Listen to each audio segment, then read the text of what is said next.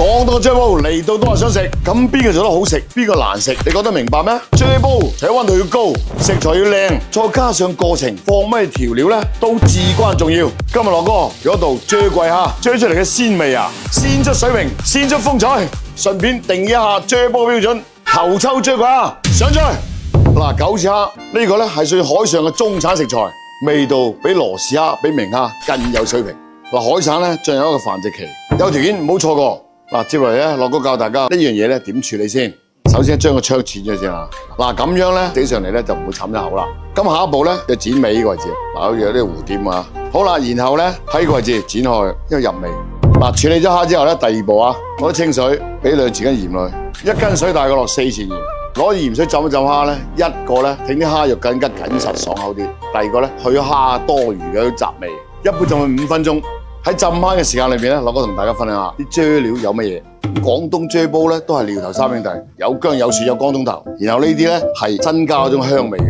寮頭三兄弟係呢個煲嘅地基，決定咗呢道菜嘅下限。而我決定用呢個靚頭抽就係佢上限啦。選用脫脂黃豆、黑豆雙豆釀造，喺釀造過程中只取第一道頭抽，所以嘅色澤咧係鮮亮紅潤。咁齋聞呢個好鮮啊！如果等陣間加熱，鮮上鮮。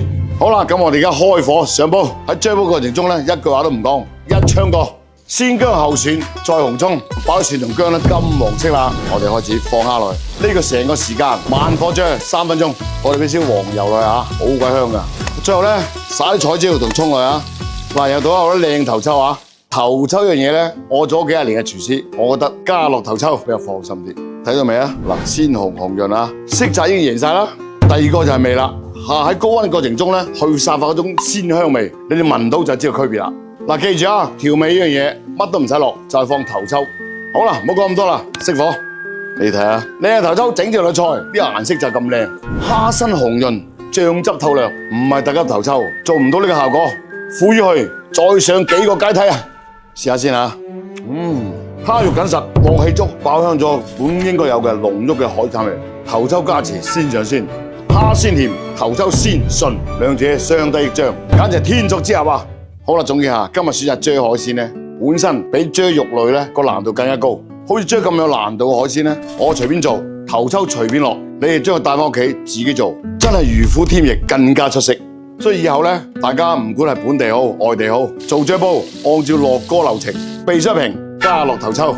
做香粵嘅經典啫煲，就用加落嘅鮮上鮮，做出嚟自己試一試，去到出邊覺得好唔好食，你哋有標準啦。